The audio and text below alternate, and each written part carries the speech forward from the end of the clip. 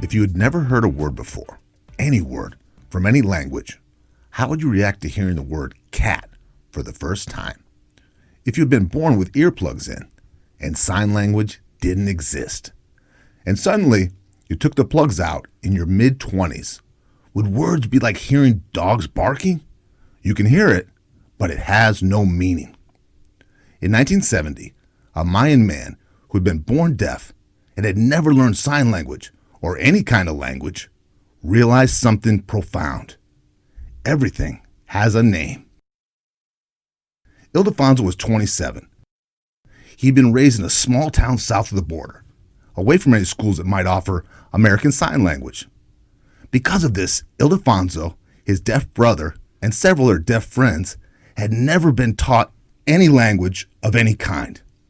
They had gone through life by banding together and communicating their ideas through arduous pantomime sessions. Talking about a bullfight they'd seen together could mean 45 minutes of pantomiming. And explaining a chore Ildefonso wanted his brother to do might mean actually doing the chore himself, or at least miming the whole process. In interviews with Susan Schaller, his sign language teacher, Ildefonso called his languageless, pantomiming days his dark period. He said he was utterly unaware of sound itself. When asked how he thought talking worked, Ildefonso said he thought people were communicated by making weird shapes with their mouth, and he was just too dumb to pick up on the meaning of these mouth shapes. Sign language was similarly baffling to Ildefonso, because without language whatsoever, he couldn't understand that the signs he made had any meaning. For example, Susan made the sign for book, which looks like spreading pages apart with your hands, and Ildefonso interpreted this as her commanding him to pick up and open a book. Finally, in a stroke of genius, Susan turned to a chair and began signing to a non-existent student.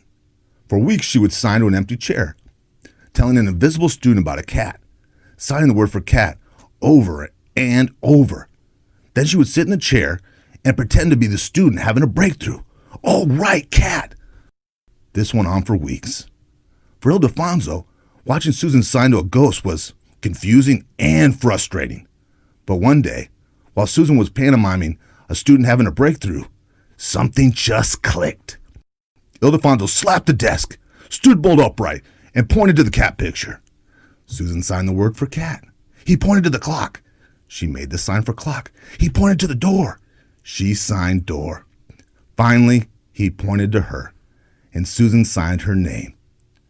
Everything finally made sense for Ildefonso. He understood. Everything has a name. But when he realized what he'd been missing all his life, how the world was full of words he didn't know, Ildefonso started to cry.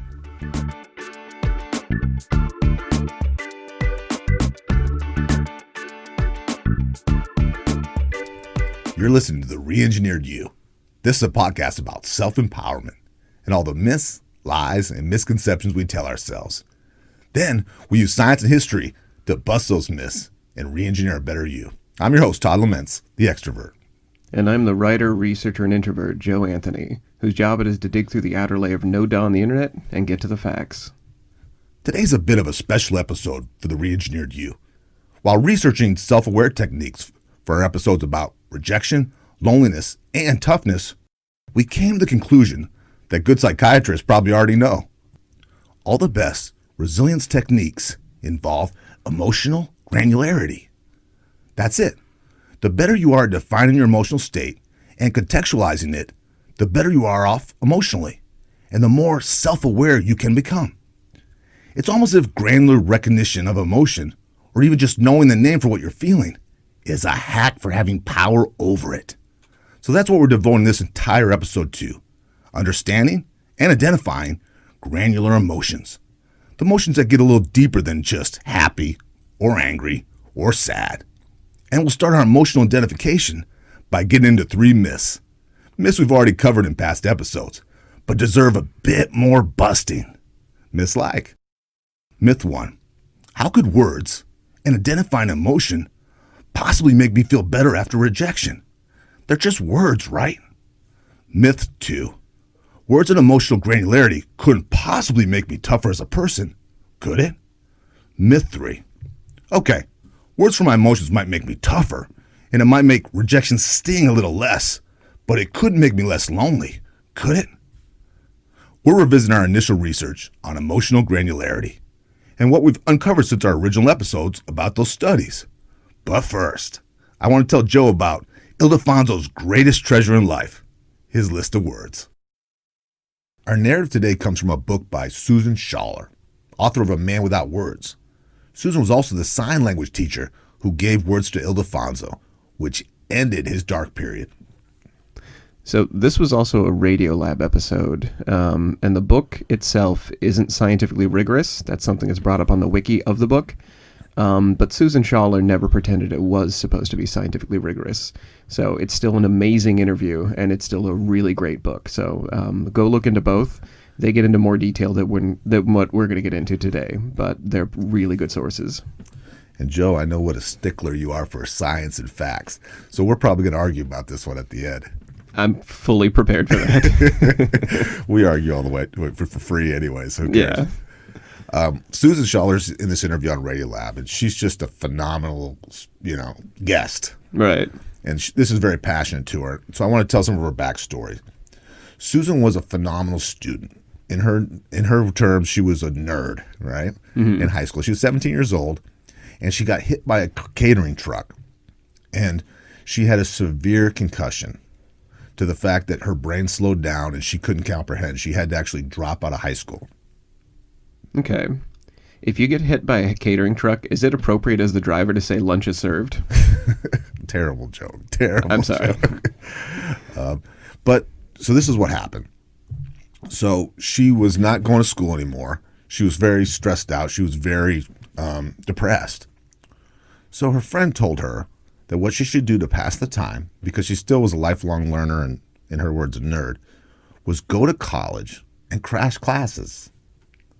That's really good advice, because right now we have podcasts, but we're talking about like the 70s, so there's no podcasts.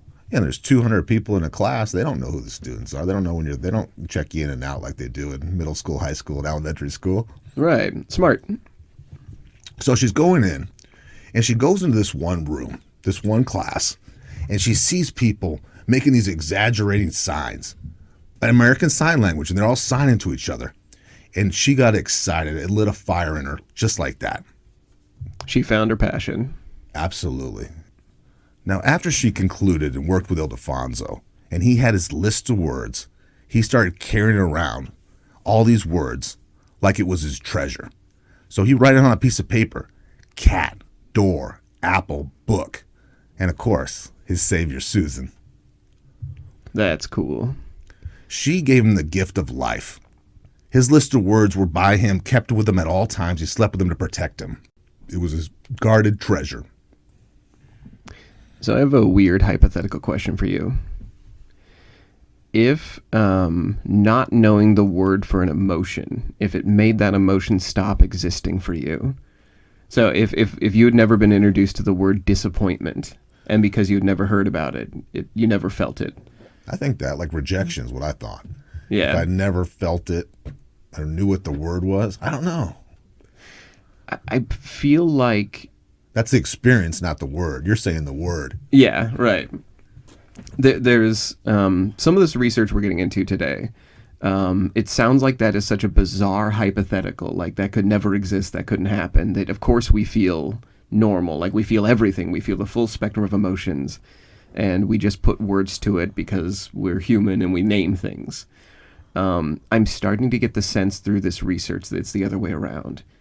And you and I were talking in the car, and we were talking about how we, as younger men, would only experience like one or two emotions at a time. Yeah. So you were saying that if you went on a night on the town, you might feel disappointed because it could either go one of two ways, right? Yeah, or it was exhilarating. It was the best night of my life. Right. It was either wild or dead. Right. I was thinking about how when I was younger, I couldn't feel depressed, morose, melancholy, all the shades of basically negative emotions. All I felt was anger. And it wasn't until I became older and started getting the vocabulary for it that I actually started realizing, oh, I'm going through like a melancholy period. But when you were a little Joe, you weren't depressed. You didn't know what that meant. That wasn't in your vocabulary. Yeah, that's true. I mean, I would be depressed when I was younger, but I wouldn't know what that meant. I didn't know, what words to put to it. So we're going to go through a little bit of research we had before from an earlier episode. This came up in our rejection episode because we wanted to sort of figure out when we can identify the emotion, does it change the way we process it? And to start this episode off, I want to talk about something called the emotional wheel. So if you haven't seen this before, I encourage people to pause the episode and look this up. It's Google image search. There are so many copies of it, you can find it very easily. So we're going to take a quick moment here to do the same. We're actually going to pause this and do that real quick. So take a moment and look up something called the emotional wheel. Okay, Todd, we've both got a wheel open. Could you describe what yours looks like? In the middle of the wheel, like the bullseye, it says sad, mad. It's just peaceful. It's just different emotions. Mm-hmm. And then as you scroll out, it gives you more meaning of the same word. It gives you kind of peaceful goes to thoughtful, intimate, loving.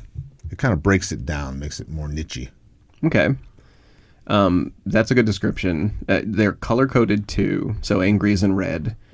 And the angry slice, when it goes out to the outer section of the wheel, for mine, I've got one open, it goes to like 8 or 9 different emotions. So angry becomes let down, humiliated, bitter, mad, aggressive, frustrated.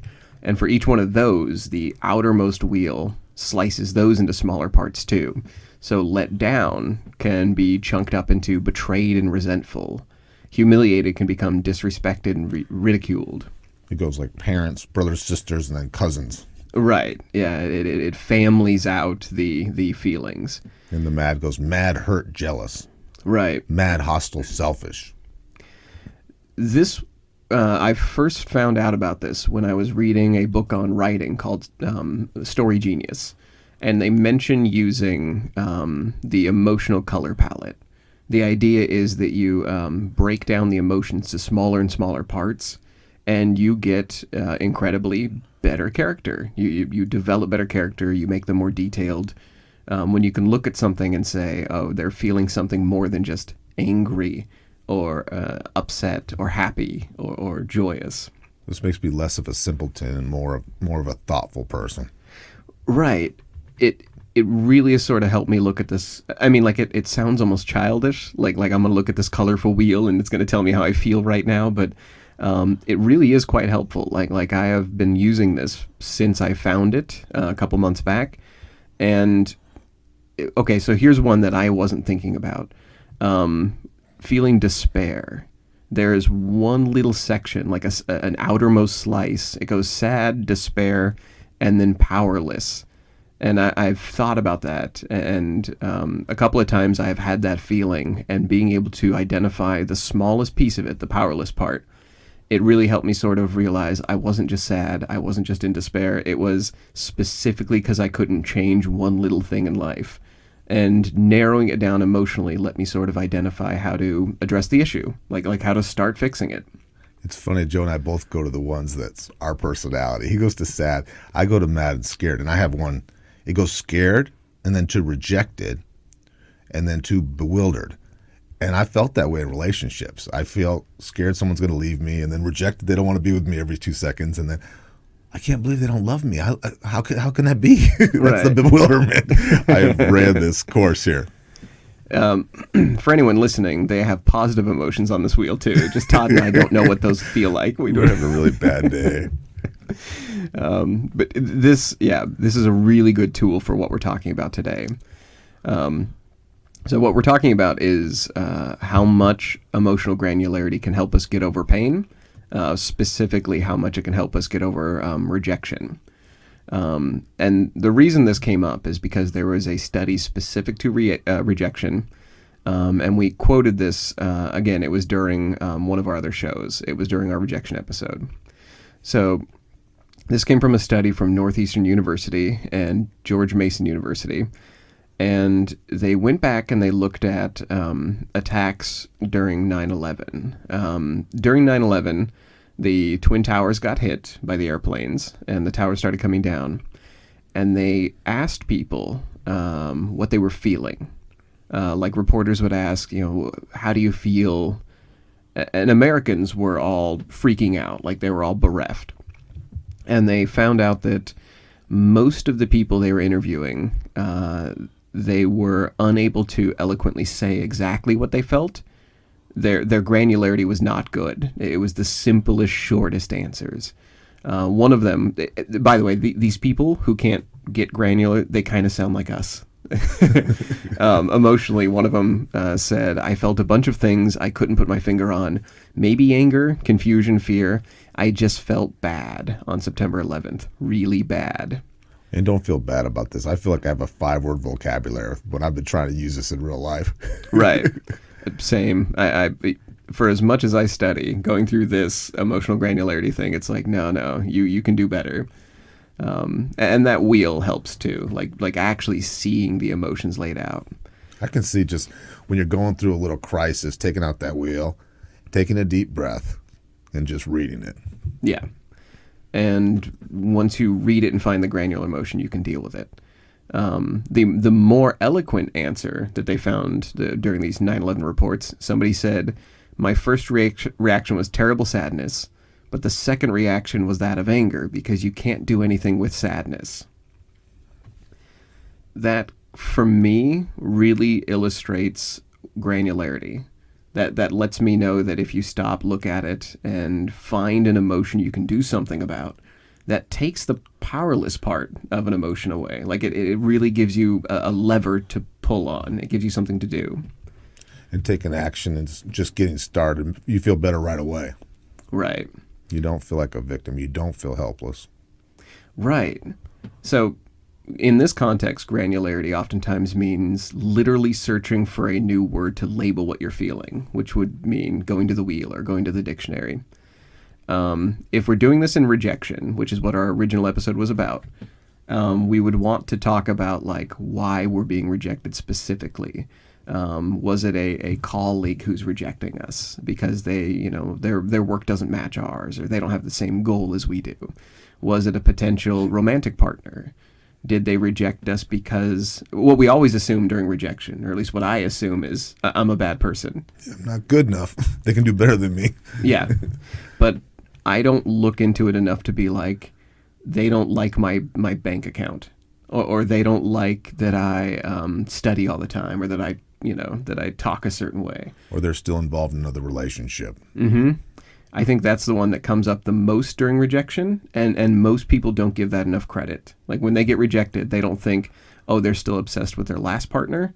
They often assume, oh, it's something wrong with me. Or with a job opportunity or a friendship thing. Sometimes it is, and romantically too. It's just plain timing's bad. Absolutely. I have gotten rejected about 10 times this last year for small article entries, magazine entries. Every single time, the initial instinct is, I'm not a good enough writer. And what it really is, my word count is too large for the magazine article they want, or the story they want. So almost every time I assume it's me. Almost every time it's very small, granular things that they need to reject.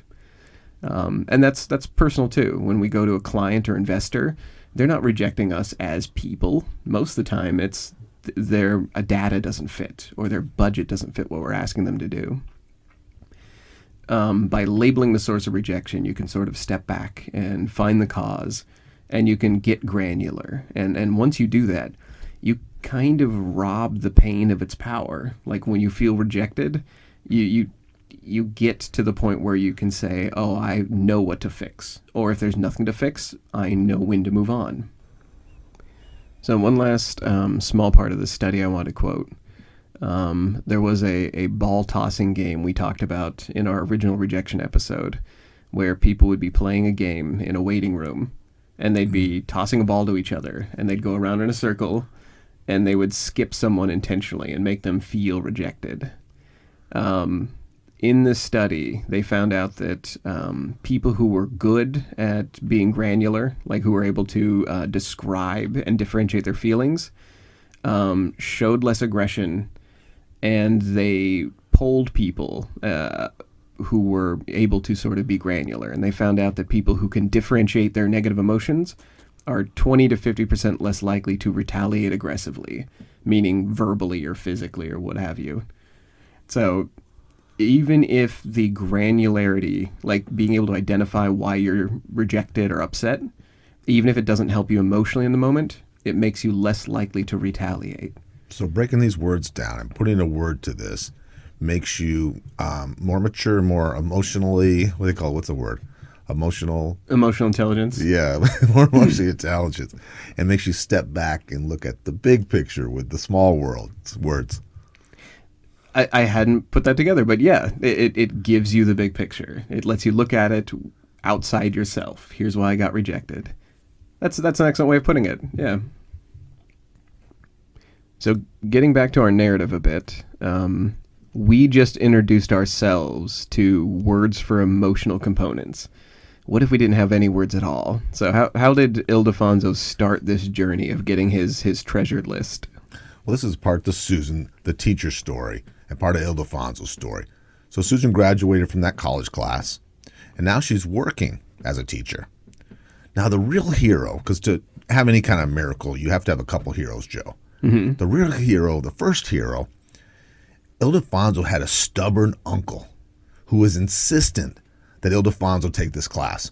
So he kept taking him to the class and dropping him off and pushing him in there because Ildefonso didn't want to be there.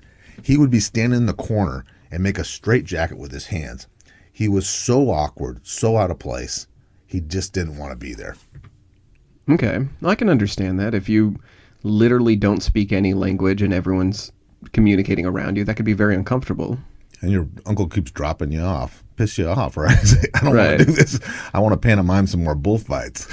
Right. Here, it's way more fun. Hang out with this group of people you can't communicate with and feel dumb for an hour. I wouldn't want to be there either. And, he's 27 years old. They say chiseled, handsome. Now, he has no idea what sound is. He doesn't know that sound even existed. And that was the saddest part to me. He sees all these people, their mouths moving, and he just feels dumb. And that's sad to me. Yeah.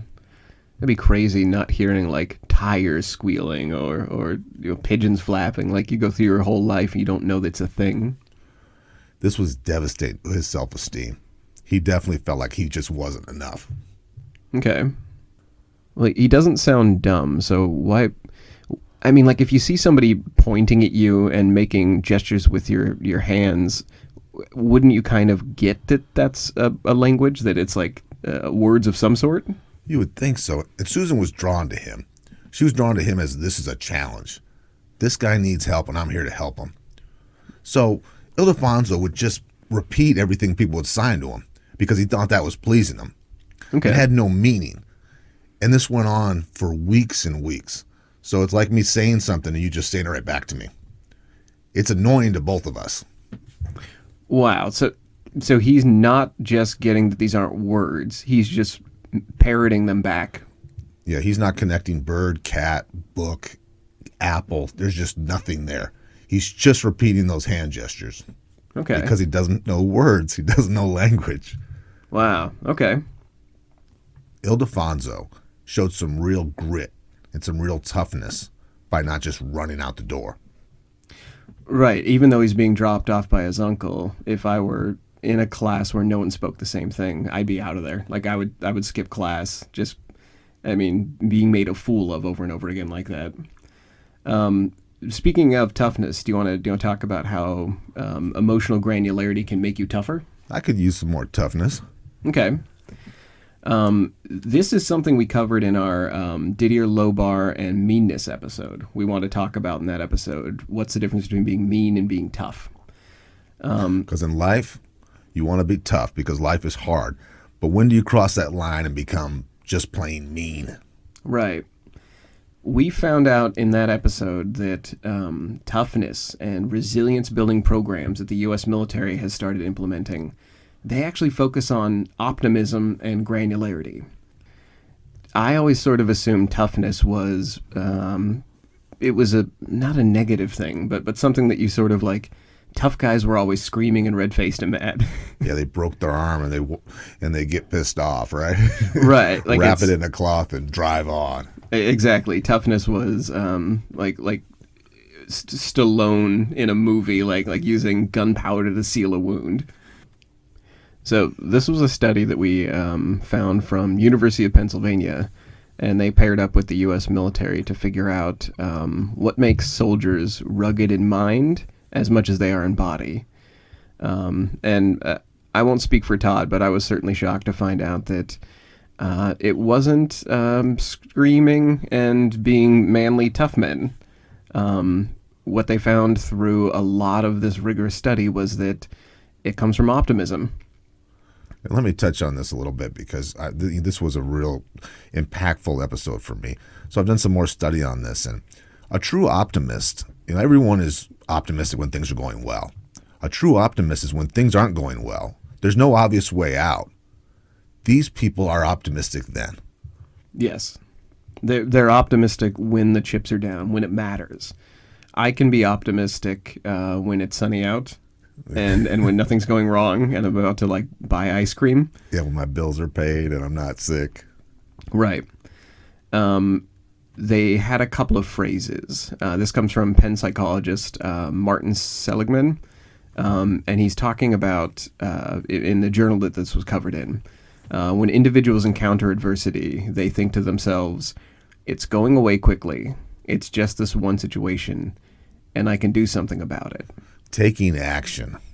Taking action. And if you can't take action, identifying why things are going bad and how long it's not going to last. This is temporary, and I'm going to do something about it. Right. I'm going to get on the offensive. Yeah, during the study, they talked to the sergeants who were training people, and they pretty much proved the point of this study. They were analyzing their beliefs and emotions whenever they failed something, and they avoided describing the failure as permanent. They also avoided talking about anything that was out of their control. Basically, all characterizations that were negative or permanent undermine their mental toughness. So they were very careful to, whenever they're talking to their people, they would say, same things. It's going away quickly. It's one situation. We can do something about it. And I kind of feel like the same thing can be applied to like stress at school. Like the one thing that really stuck out in my mind almost immediately rereading this is if we could just go back to like high schoolers who are like in mental distress, that's something that psychologists tell them or school counselors tell them is you're only here for 4 years if you're in high school. But if you could tell everyone on earth that you're only at this job for X amount of time. I think of that with the teenage suicides, like this is going to pass. Yeah. You've got minutes before this is over. Just hang in there. One thing about, I did some inventory of my whole life, and the truly optimistic people I know, they have one thing in common too. I've never heard them say a bad word about anybody. Yeah. They might talk about what that person did, but that's never made them a bad person. They still see the good in everyone too. Right. And this all takes a lot of granularity. Like the reason it's in this episode is because reading through this study really made me connect dots here. It was realizing that this is a granular way of thinking, being able to identify that something is as temporary as it is, and the setbacks are very narrow and specific. That basically takes doing the same thing as the emotional wheel, which is finding a word for it, finding out that this thing in high school I'm facing that is eating away at my soul, it is 4 years, or it is just a little bit of I'm being harassed by somebody else. Literally, the word harassed can change the way you think about your stuck situation. Something Todd brought up a couple months back is using false toughness, using false shields. And during this toughness study, I realized that I use my intelligence, which is actually a pessimistic way of forestalling and poorly dealing with my emotions. I would oftentimes use just my intelligence to sort of like reason why I don't have to deal with something in the moment. That, I've got better things to work on, or I've got something I need to be editing instead of whatever I'm doing, and I wouldn't deal with an emotion. I would just use that to sort of place it in front of me. And I have the anger issues. So I'll go to rage, and right, which is even way uglier than yours. I'm not proud of that. I'm better than I used to be, but I still got a way to go. At least the anger deals with the issue directly. I think stepping around it is slightly less healthy. So if mental perseverance takes a certain amount of optimism, and it sounds like our teacher here certainly had a lot of perseverance, she must have been both optimistic and tough. Would you say? I can. Yeah, I mean, she's a special person, and yes, she had found her passion, Joe. But this would be a tough gig to sign up for anybody. Right. And for her to walk away from a lot easier work, yeah, who at work goes and looks for the toughest things to do? Don't we go for the low-hanging fruit? Yeah, language teachers in generally, like they have to be the most patient people on earth. Imagine I can barely correct my friends when their language, like when they say a word wrong, right, and then I try to correct them and they're not having it. It's like, okay, you're done. I won't have to correct this anymore. But imagine doing that 10 hours a day. Over and strangers. over. Yeah. With the same person correcting them the same thing over and over. And they're getting frustrated. And you're getting frustrated. Right. So, okay. She said something that just slapped me right in the face. She described how he looked, how handsome he was, his black color eyes, his thick black hair. But she said when she really went up to him and looked at him, she could see the intelligence in his eyes. That's what kept her going. And I've seen this myself, Joe. I've seen people, and I can kind of tell how smart they are just by, and I always thought it was their posture or the way they were groomed. But sometimes you can just see it. Have you ever experienced that? I think so. I think when you look at somebody, like there's this sort of it's called the spark of intelligence. Like cheesy writers will say they had the spark of intelligence in their eyes. Well, you're a cheesy writer, so you would know. I am a cheesy writer. We had an episode a while back when we were talking about class. And in that episode, we talked about how language studies revealed that actually reveals intelligence and class way quicker than anything else. So I assume it's eyes. It must be for Susan, though, because she can't hear him talk. Like, there's no metric for that. And he's so socially awkward. Yeah. And he's probably not dressed a certain way, and he's doing the hugging himself. So she must really actually be able to see real stark intelligence in his eyes. Well, she said this, too. This would crack me up. She said she was shocked when he kept showing up. Like, every day she thought he was not going to show up. Okay. And he equally had the same shock look on his face that she showed up. So they were both very frustrated. Like you said, I would have ran out of the classroom crying. I couldn't do that. I couldn't handle that kind of rejection, feeling dumb that much. I would just flee. Have you done that before? Generally, with like any sports or any educational activity, have you just showed up day after day, ready to get pummeled? In boxing, I did. In sparring, okay, that was like picking your poison. You got to go down there and find people to spar with. But guess what? All those kids down there are tough. Right. So who do you want to beat you up today? I feel like public speaking is that's the one I did for this. Really? Tell me about yours. I was so bad at public speaking and so shy, and it was just showing up every week to feel like, when you stand up and speak and your legs get weak, or like I had a weird muscle twitch on the back of my neck. Basically every time I spoke, I felt like I was doing it wrong. Now tell me how many Toastmasters meetings you went to get cured from that. I found out that I was going to one meeting a week and it wasn't enough, and so I doubled down and then I tripled down. So it was doing it until I absolutely got sick of it and got better. That's awesome. So how many meetings if you're guesstimating? Oh my God, that first year, I would say over 200. Let me tell you, Joe is a lights out public speaker now. Thank you. I appreciate that. But I think Ildefonso, he must have had that in him. If he kept showing up, kept basically wanting to be punished. I mean, deep in there was an optimist and then some kind of courage, right? I think that's it. Knowing that eventually you will get better, that it's going to change. That's the optimism we're talking about, I think. One thing that really resonated with me about this, I wonder, and this is just, again, the stuff I think from what I'm studying, I wonder if she would have been this patient if she wouldn't have ever had her accident. Oh, that's a good point. I mean, she knows what it's like to show up in class, not be able to read. Like, that was her thing. Yeah, and she was a smart person, but no one else could see that. They saw her as slow, and she's like, no, I'm not slow. I'm smart. I just can't, my brain just can't turn right now. So we had two tough optimists meet each other and work on each other, basically. I've got a Toastmasters story for you. Okay. I was in a very competitive club up in Seattle, and there was this young woman that came in. Her name was Nellie. And she was going online. She was going to University of Florida, and she had a terrible speech impediment. She couldn't put about 4 words together, and she'd start stuttering.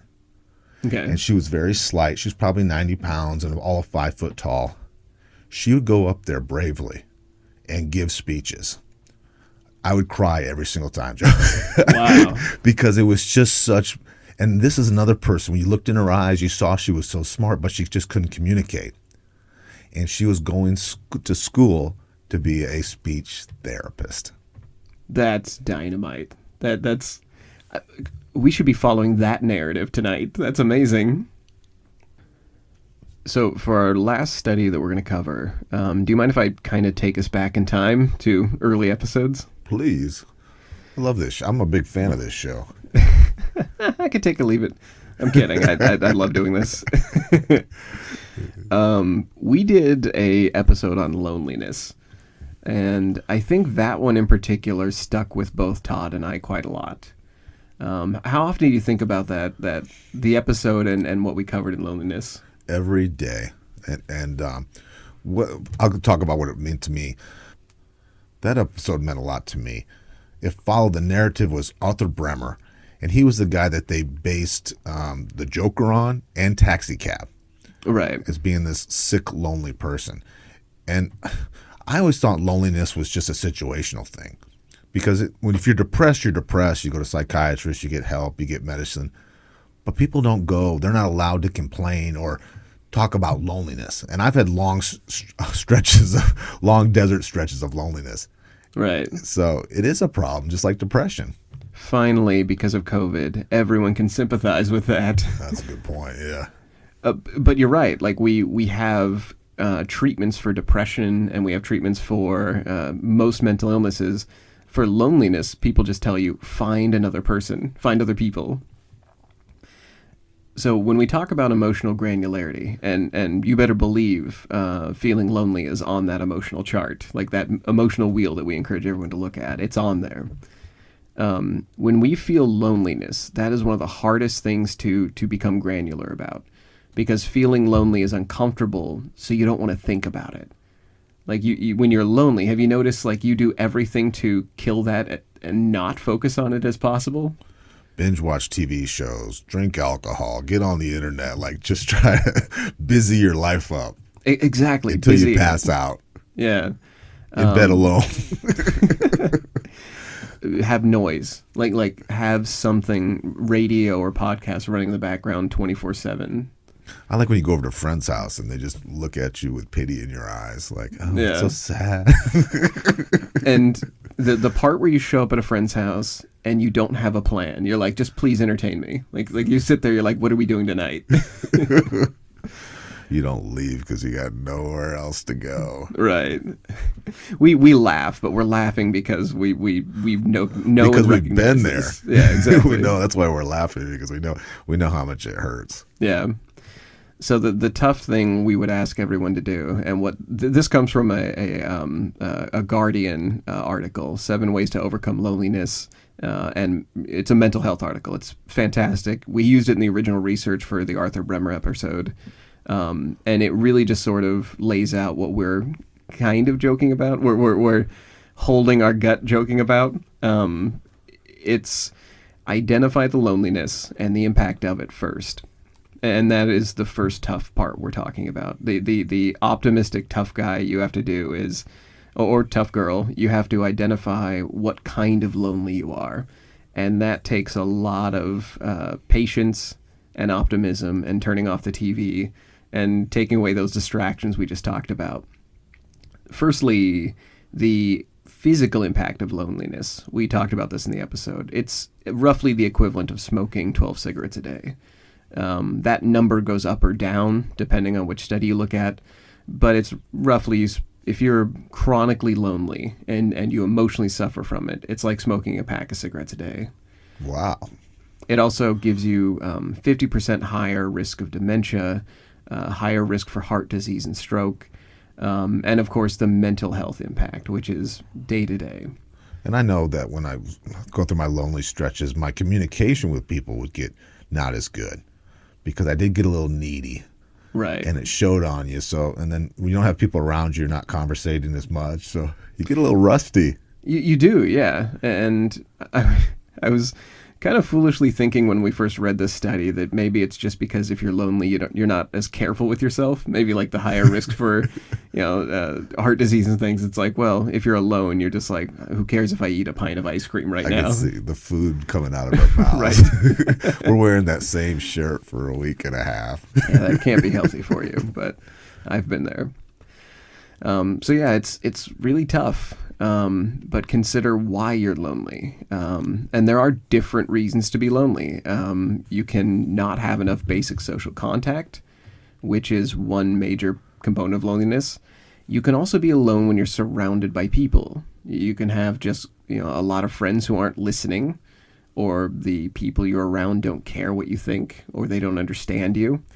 So you don't necessarily become lonely because you are isolated. You can become lonely because you're not connecting. So use that emotional wheel and identify that if you can. So the cure is all around you with loneliness. Yeah. Just got to get granular with it. You have to be able to recognize why you're feeling lonely. So you're completely right. The way to sort of get around this loneliness is to increase meaningful social contact. So try to prioritize family and friends over strangers. Recognize that maybe talking to your Facebook friends who you don't know in real life, that's not going to be as big of a cure as talking to people who are in your immediate life. Another big component they mentioned in this article is to change your thinking. Therapy always helps. We always encourage that on the show. Considering values, recognizing why you want social contact, what quality of social contact you want, whether it's romantic or intellectual.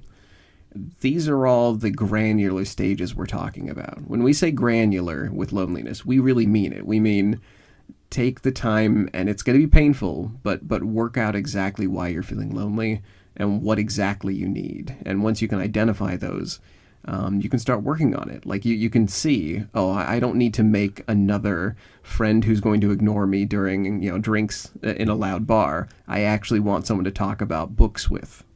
Or I don't have to sign up for Matchy, Harmony, Plenty of Fish, and go on 5,000 dates. Yeah, I don't need another one-night stand. I need somebody to help me with my tie in the morning. There's another part of this that we did not cover in the original episode, and this kind of comes from studying boundaries.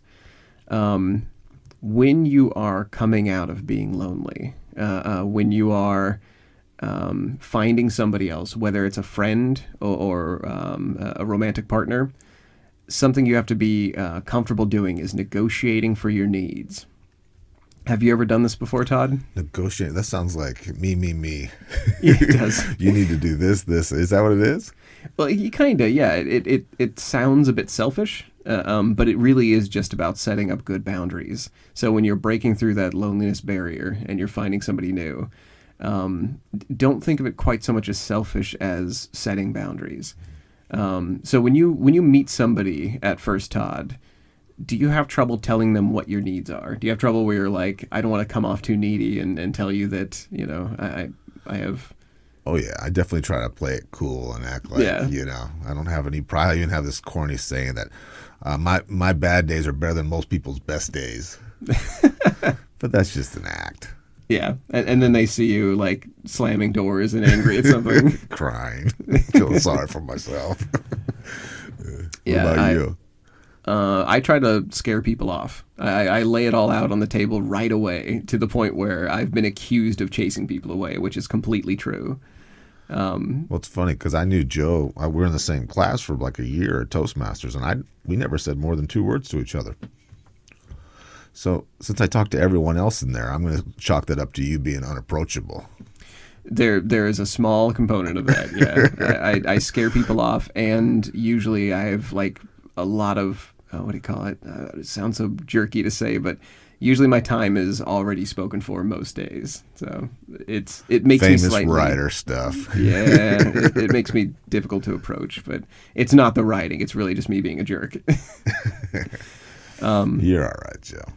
Yeah, thank you. But most of what we're trying to get across is when you're first breaking that boundary of loneliness, when you're first finding somebody new, feel okay to tell them that you're lonely, and with that you need a certain amount of emotional connection, that you have conditions for victory, and it's just having good boundaries, being able to tell people, here's where you need to meet me because I'm already not getting these needs met elsewhere.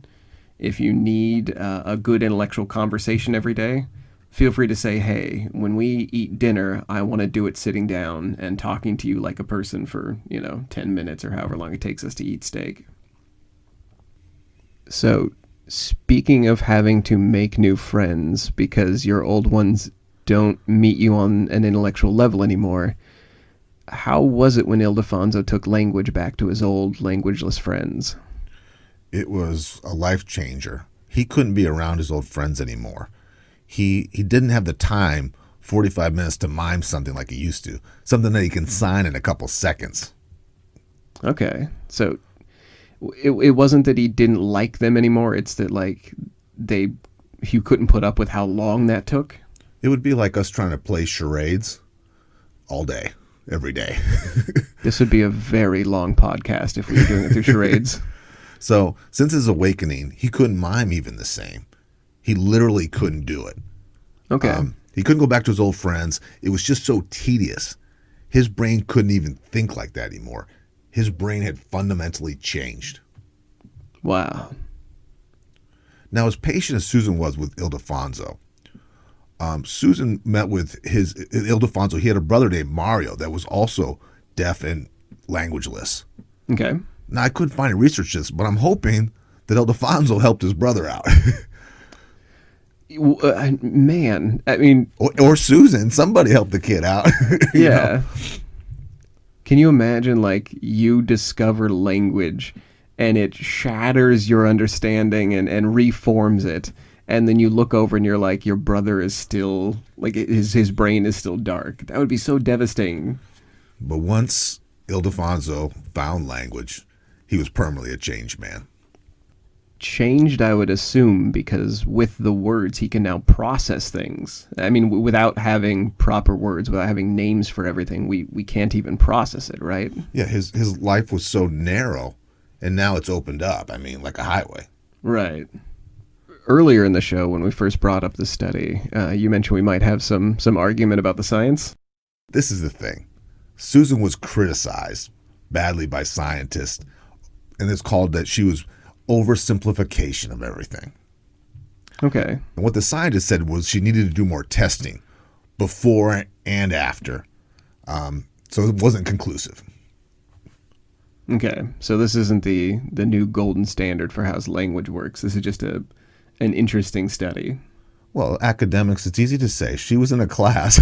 She doesn't have the money to go do a pre thing.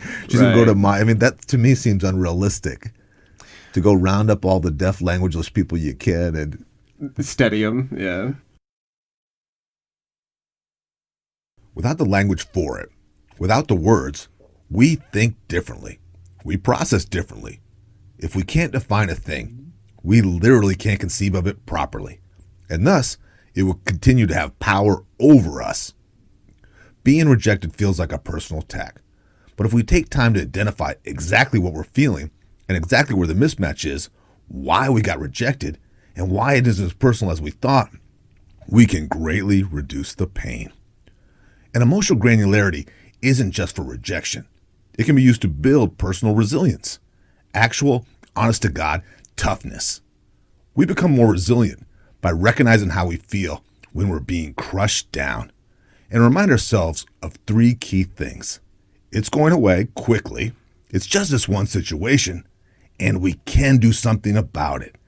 That's real resilience with a side of realistic optimism.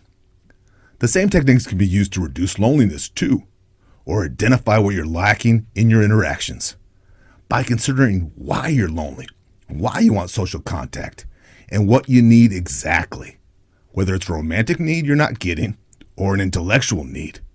Once you see the lack, you can begin to fill it. We need the ability to identify our emotional state. We need the words, the language, to get granular with our pain and our trials. And if we're limiting our vocabulary to the simplest of feelings, like bad or good or sad, then we're choosing to remain in those simple emotional states. We're choosing to remain in a dark time emotionally.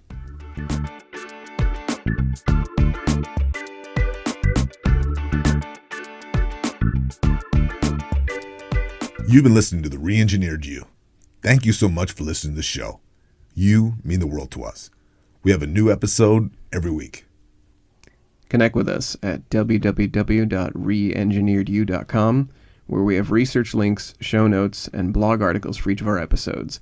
We also appreciate feedback, and we love spirited debates. We're not experts in anything, but we got an opinion on everything.